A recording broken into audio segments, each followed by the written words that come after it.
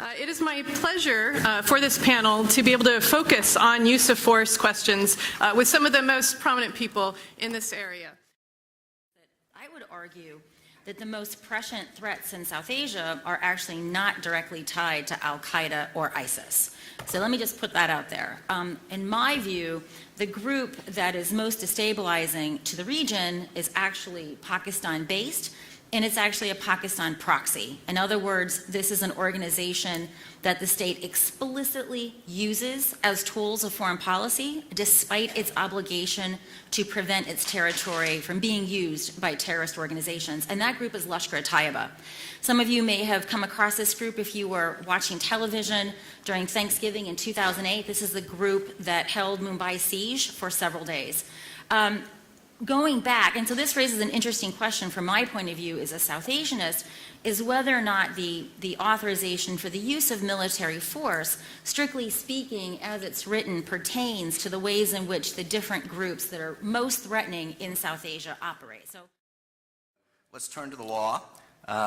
Ironically, I guess about 15 years ago, when I was NSC legal advisor and I first did this conference on this panel, we had Congress had just passed the 2001 AUMF. I had been in the Situation Room on 9/11.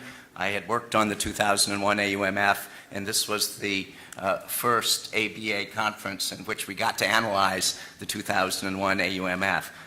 So here we are 15 years later. It has borne an awful lot of weight involving the invasion of Afghanistan, hundreds and hundreds of drone strikes in multiple countries, the detention of thousands of people, Guantanamo, and lots of other things. So I have long thought, in fact, when I was still in the Bush administration, I thought that it needed to be revised because it was drafted fairly rapidly after the 9/11 attacks. And while on the one hand it's very broad, all necessary and appropriate force, it is tied to the individuals, nations, or groups who committed the 9/11 attacks or those who harbored them. And as many of the people in this room know, thousands, probably tens of thousands of lawyer hours have been spent over the last 15 years trying to determine whether some of these menagerie of groups that Christine has mentioned are really the individuals, nations, or groups who committed the 9/11 attacks. And so you spend lots of time trying to decide, are they associated, are they affiliated with the associates? The 2001 AUMF really needs to be revised. It should have been revised a long time ago, but it really needs to be revised now. Then we have the issue of ISIS, which, as we know, the Obama administration has really struggled with. When the president initially ordered attacks on ISIS in Iraq and Syria, he relied on his constitutional authority under Article 2, suggesting that there really was not statutory authority. He then bumped up against the War Powers Resolution, which would have required him to end the use of force after 60 days if he had followed the termination requirements, unless it was authorized by Congress. So he switched legal theories and said actually it was authorized by the 2001 and 2002 Iraq AUMFs, so therefore relying even further on the old 2001 AUMFs, which were intended really for the persons who had committed the 9/11 attacks. I think almost everybody who has looked at this issue have said that is an incredible stretch of a legal argument. I'm not going to say I wouldn't have done it if I were not in the White House and I had no other choices, but to say that the 2001 AUMF passed 15 years ago, it really constitutes a congressional authorization to use force against ISIS is a real stretch. So just to be clear on one of your points, on Sunday on Meet the Press, President-elect Trump said that he wants boots on the ground in Iraq. Would we need to have a new AUMF to cover that situation? A new AUMF, well, I think to address ISIS. The AUMF, I believe, has been interpreted to cover what we are currently doing in Iraq. I think probably, I mean, there's the do we need and should we have. I think as an immediate matter, maybe they could probably interpret the current AUMF to cover that. Should we have? Absolutely, we should have. Particularly if we're going to be putting boots on the ground. What about Syria? If we want to go into Syria, boots on the ground in Syria, then what do we need in terms of the AUMF? Well, so, boots on the ground, technically, legally, if we're using force in Syria now, and, that it could be, it's not going to be a different technical interpretation because we have boots on the ground, but I think it is certainly a much more significant matter, and it would be a terrible mistake to do something like that without new authorization. Is that a new AUMF could be the sort of open-ended AUMF to start attacking groups that we are not currently in an armed conflict with, fairly indiscriminately. And that would worry me. On the other hand, and this is to get at one thing that John was talking about, if Congress doesn't provide such a new AUMF, it's very possible, who knows, we don't know what the President-elect will do, that they would assert a very broad and aggressive Article II authority to go after groups who we have not been attacked by, who we are not yet in an armed conflict with. And here's where I want to just differ with John. And agree with Mary. The Obama administration did not assert an Article II authority for the current conflict in Syria against ISIL. That would have been an Article II claim beyond what Obama thinks Article II allows. The Article II claim was made just for the defense of U.S. forces for a particular operation in August at Mount Sinjar in Iraq. The Syria operation in the Bush administration would have been permissible under Article II, but not in the Obama administration. And so I'm not sure whether I fear more a new AUMF or the lack of a new AUMF, because it might invite very broad and, to my mind, very unwise and unwarranted Article II claims. Okay. There's a sort of vicious cycle with the original AUMF where, because there's not a new updated one that says, okay, now AQAP in Yemen, or okay, now al-Nusra Front, or now certainly ISIS, the old one keeps getting stretched, and in a way that leads to the very fears of the being realized in a different way, which is this, as Marty said, a return to the notion of a global war on terrorism generically? Is this a forever war against all Islamic radical groups that may ever arise, no matter what their parochial concerns or particular interests may be? I don't know. And so this led to the failure of an ISIS AUMF.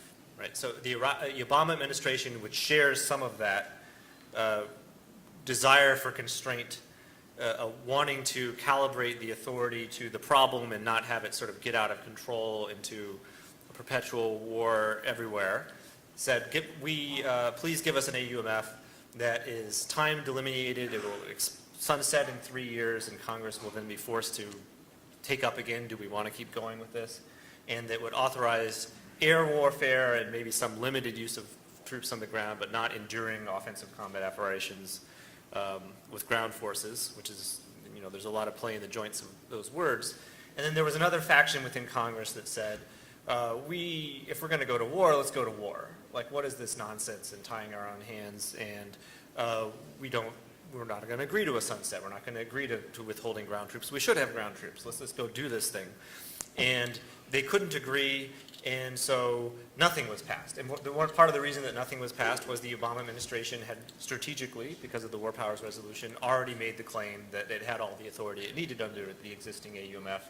And that was deeply controversial at the time.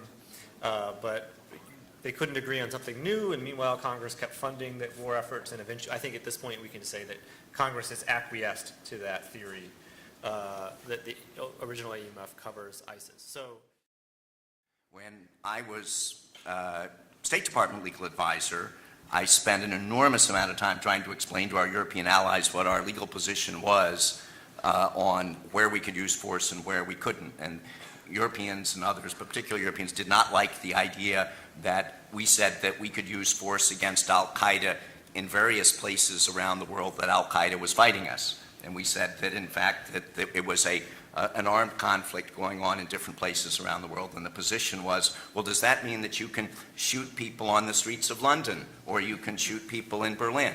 And I said, of course not, because the right of every country to be free under the UN Charter and under international law from U.S. use of force exists unless the country is unwilling or unable to prevent the threat of a terrorist group in its territory. So the conflict with al-Qaeda was going on in a lot of places, but about 190 of the 194 countries in the world were able to deal with the threat, and therefore we had no right to use force in those different places. But there were a small number of countries that were unwilling or unable to prevent that threat, and we said we therefore had the right to use force against al-Qaeda and associated groups to defend ourselves. Now, Okay, Marty. In this area, John and I largely agree, I think, and this is just the question. Right now, we're just focused on the question of which uses of force would violate the UN Charter's prohibition in 2.4 of violating sovereignty. And I think John's right. I mean, one thing, folks, there's a lot of attention to the so-called unwilling or unable test. But the vast majority of U.S. uses of force in the Obama administration, and frankly in the Bush administration after 2001, were with the consent of the host state. The two principal exceptions to that are the ones that are publicly known anyway, are the current operation in Syria, obviously without Assad's consent, and the operation against bin Laden in Pakistan. Seem to be the two obvious places. John thinks maybe Libya, but it's not clear there that there wasn't consent or that we were willing to rely on that here. And I think John is right. I actually think that European states had not publicly resisted this idea. And in fact, it's very hard to find any state that's ever resisted the idea. But I want to make it clear, the unable or unwilling test is not a justification for going into an unconsenting state's country. It's a necessary condition to satisfying the requirement of necessity that is part of the common law, the customary law requirement of an Article 51 use of self-defense against a non-state actor or a state actor. Obviously, you have to satisfy that. If the host country can, and as John has said, 95% of the host countries in the world can and do, deal with the threat from the non-state actor through non-military means, law enforcement, intelligence gathering, and other means, then you can't, there's no necessity to use force, and that you don't have a right of self-defense to act in that country. We have not developed, happily we haven't had a lot of experience with use of force in the cyber realm. International law develops with experience.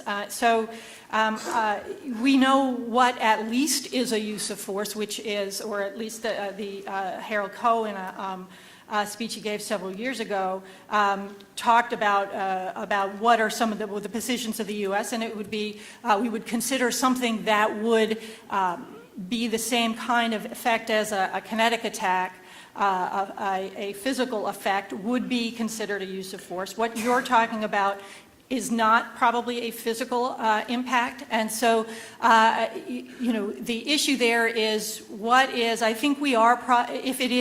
If you're talking about an impact that took down our entire financial system, that had massive human costs and implications, or then I think that likely that would be rise to the level, or it could rise to the level of an armed attack, in which case we would have the right to respond with force. But it's a very fact-intensive inquiry, and it's one that we don't have a whole lot of experience with, happily, so far. Okay, great. Yeah, so I want to say to folks that are going to be going into the president-elect's office, I want you to think very differently about this fetishization of Iran. Much of our policy around Iran has to do with individuals who carry a lot of water for a particular country, who doesn't actually send troops to the places where our troops are dying. Iran, though it may sound puzzling to you, I've actually studied in Iran, obviously has a despicable, loathsome government. But Iranian people are actually very pro-Iranian. And so in some strange sense, we have much more in common with Iran than we do Saudi Arabia or Qatar, however you want to pronounce it. So this idea that the president-elect has of dismembering this deal that we have with Iran is a truly bad idea. Whether you like Barack Obama or not, bringing Iran into the international system is actually an accomplishment. I'm going to argue that the Arab Gulf states are a much more significant threat to us. And I always laugh when I hear people say, but Iran, you know, is a nuclear proliferating state sponsor of terror. What do you think Pakistan is? In its wildest dreams, Iran could never be Pakistan, all right? So I want you guys to stop. For those of you who fetishize Iran as the big bad boo-boo, I want you to think about it very differently. And I want you to think about what that region can look like in 10 to 15 years, where Iran, which again, I want to emphasize to you who've never been there or don't know that much about it, shares many more of our values.